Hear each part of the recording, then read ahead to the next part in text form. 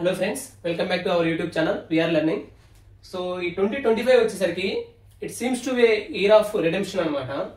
ఎందుకంటే మనం ఎక్కువగా మోటివేషన్ పొందే వాటిల్లో స్పోర్ట్స్ ఒకటి అనమాట. సో స్పోర్ట్స్లో చూసుకుంటే మనం ముఖ్యంగా ఆర్సీబీ ఐపీఎల్ టైటిల్ అయితే గెలిచింది, అండ్ పిఎస్జి యూఈఎఫ్ఏ టైటిల్ అయితే గెలిచింది. సో ఇలా స్పోర్ట్స్ ఈవెంట్స్లో చాలా జరిగినాయి అనమాట. అండ్ ఇది మనకి చాలా మంది ఏం చెప్తా ఉంటారంటే ఇది మీ వల్ల కాదు, ఇది ఒక జింక్స్, అంటే లైక్ ఇంకా అది ఒక అన్లక్కీ లాగా ఫాలో అవుతూ ఉంటుంది, ఇది మన వల్ల కాని విషయం, అది ఇది అని చెప్తా ఉంటారు. సో ఫస్ట్ సౌత్ ఆఫ్రికా వద్దాం. WTC world test championship versus Australia అనమాట. సో ఫస్ట్ టూ డేస్ ఈ మ్యాచ్ చూసిన వాళ్ళు అయితే ఇంకా సౌత్ ఆఫ్రికా మళ్ళీ సేమ్ లైక్ వాళ్ళ అన్లక్ అనేది ఫాలో అవుతూనే ఉంటుంది, అది అనుకున్న వాళ్ళు చాలా మంది ఉంటారు. అన్ఫార్చునేట్ అలా కంటిన్యూ అవుతుంది ఈ టైంలో కూడా, అది అనేసి. అసలు మెయిన్ రీజన్ ఏంది అంటే సౌత్ ఆఫ్రికాకి అలా అనుకోవడానికి main reason 1992 world cup semi-final అనమాట. ఇది ది మోస్ట్ అన్లక్కీ థింగ్ అనమాట ఫర్ దెమ్ రియల్లీ. ఎందుకంటే 13 balls లో నియర్లీ 20 runs ప్లస్ కొట్టాలి. బట్ రెయిన్ ఎఫెక్ట్ అవడం వల్ల వాళ్ళు 1 ball కి 21 runs అలా వచ్చేసింది అనమాట. That is 1992 world cup. And 1999 world cup అయితే 1 ball కి 3 runs కొట్టాలి వాళ్ళు. బట్ వచ్చేసరికి ఒక వికెట్ ఉంది. సో అప్పుడు మిస్కమ్యూనికేషన్ వల్ల రన్అట్ అవుతారు. అలా వాళ్ళకి ఆ ఛాన్స్ పోతుంది అనమాట. వరల్డ్ కప్ సెమీఫైనల్లోనే వెనుతిరగాల్సి వచ్చింది. 2015 వరల్డ్ కప్ సెమీఫైనల్లో వెనుతిరిగారు. అండ్ 2023 సేమ్ సెమీఫైనల్ వరకు వెళ్ళారు, తర్వాత నాకౌట్ అయ్యారు అనమాట.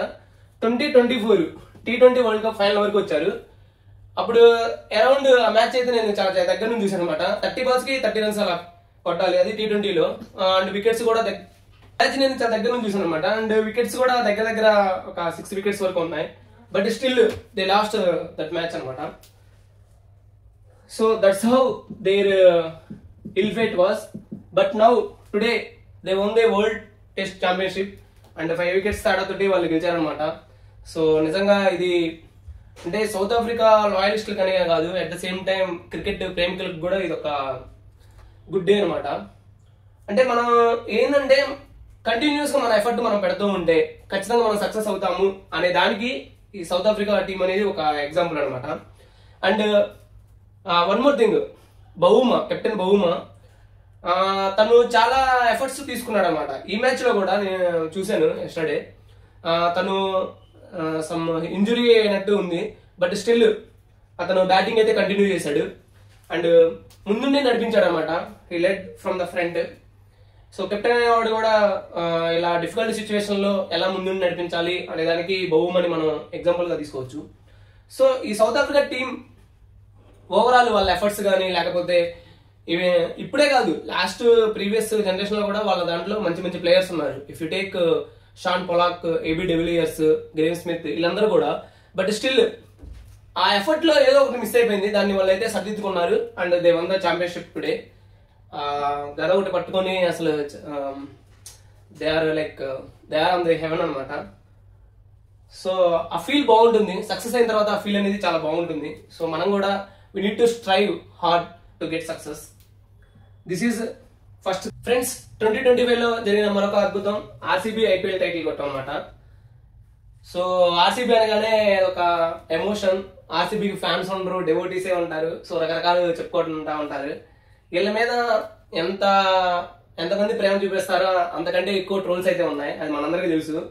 But still they have been trying అనమాట టు గెట్ టైటిల్. అది ఎలా చూద్దాం.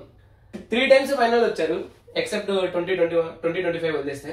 2009, 2011 అండ్ 2016. 2016 లో అయితే ఆల్మోస్ట్ టైటిల్ కొట్టేశారు. ఎందుకంటే విరాట్ కోహ్లీ ఆ year he was in God mode అనమాట. అండ్ రీసెంట్ గా వాళ్ళ పాస్ట్ పర్ఫార్మెన్స్ చూసుకుంటే 2020లో ఎలిమినేటర్, 2021లో ఎలిమినేటర్ మ్యాచ్ లో ఓడిపోయారు, 2022లో క్వాలిఫైయర్, 2023లో 6th పొజిషన్, 2024 అయితే నిజంగా వాళ్ళు ఒక అద్భుతమే చేశారు యాక్చువల్ గా. ఎందుకంటే వరుసగా మ్యాచ్లు గెలుస్తూ, అంటే ఆల్మోస్ట్ ముందే వాళ్ళు ఇంకా ప్లే ఆఫ్స్ కి ఎలిజిబుల్ కారు అనుకున్న దగ్గర నుంచి 6 matches 7 matches వరుసగా గెలిచారనమాట. బట్ స్టిల్ ఎలిమినేటర్లు అయితే ఓడిపోయారు. And 2025 they are the champions winners. అంటే ఎలా అంటే 15 మ్యాచెస్ లో 11 మ్యాచెస్ గెలిచారనమాట. వాళ్ళ విన్నింగ్ పర్సంటేజ్ వచ్చేసి 73.33%. అండ్ బెంగళూరులో కాకుండా వేరే అదర్ ప్లేసెస్ లో ఆడిన ప్రతి మ్యాచ్ కూడా వాళ్ళు గెలిచారనమాట. అండ్ ఆర్సీబీ వాళ్ళ ఫ్యాన్స్ అసలు ఎలా ఉంటారంటే, కొంతమంది ఆర్సీబీ టైటిల్ కొట్టిన తర్వాత మ్యారేజ్ చేసుకుంటామని అంటే రకరకాల ఓవ్స్ అన్ని తీసుకున్నారనమాట. But now they are the champions. Especially ఆర్సీబీకి కొంచెం హేటర్స్ లాగా, లేకపోతే ఆపోజిట్ ఫ్యాన్స్ ఏమని చెప్తా ఉంటారంటే కోహ్లీ ఉన్నంత వరకు ఆర్సీబీ గెలవదు అది అని చెప్తా ఉండేవాళ్ళు అనమాట. బట్ ఏమైనా 2025 లో మనం చూసుకున్నా కానీ కోహ్లీ టాప్ స్కోరర్ అనమాట ఆర్సీబీ తరఫున. సో ఆ జింక్స్ అనే దాన్ని బ్రేక్ చేశారనమాట. So this is second thing that is happened in 2025.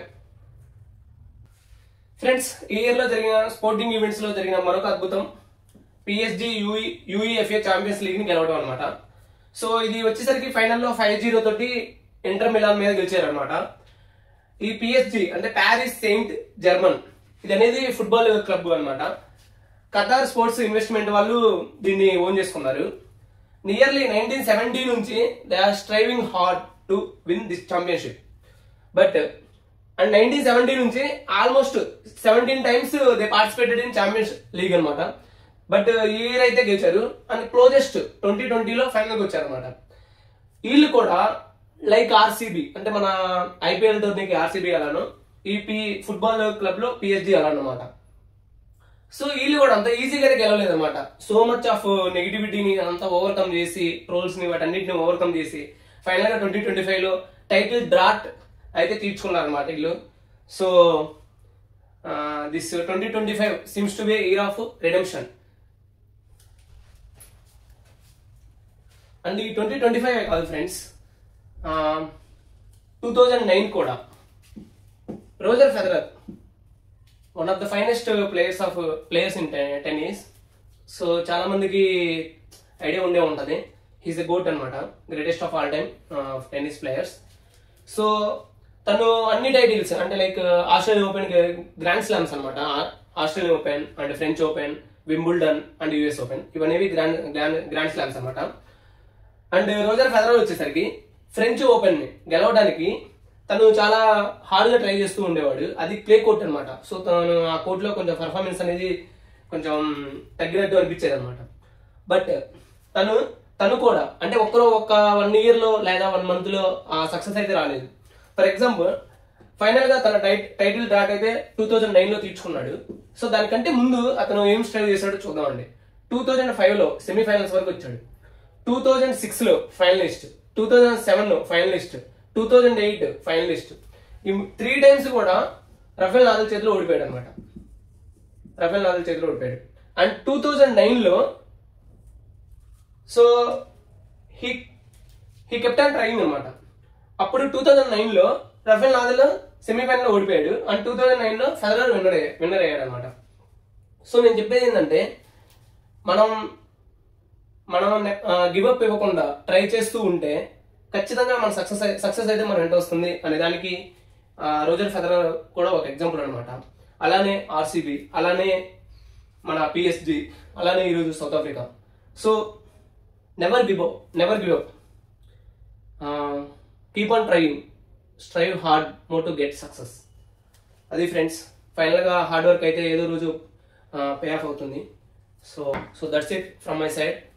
ఇది ఒక మోటివేషన్ లాగా తీసుకొని మీరు కూడా ఈ 2025 CGL, SSC CGL కానీ లేదా రైల్వేస్ ఎగ్జామ్స్ పడితే అవి కానీ ఆల్ కాంపిటేటివ్ ఎగ్జామ్స్ లో సక్సెస్ అవ్వాలని కోరుకుంటూ మీ శ్రేయభిలాషి. అండ్ ఈ వీడియో మీకు నచ్చినట్లయితే please like, share and subscribe.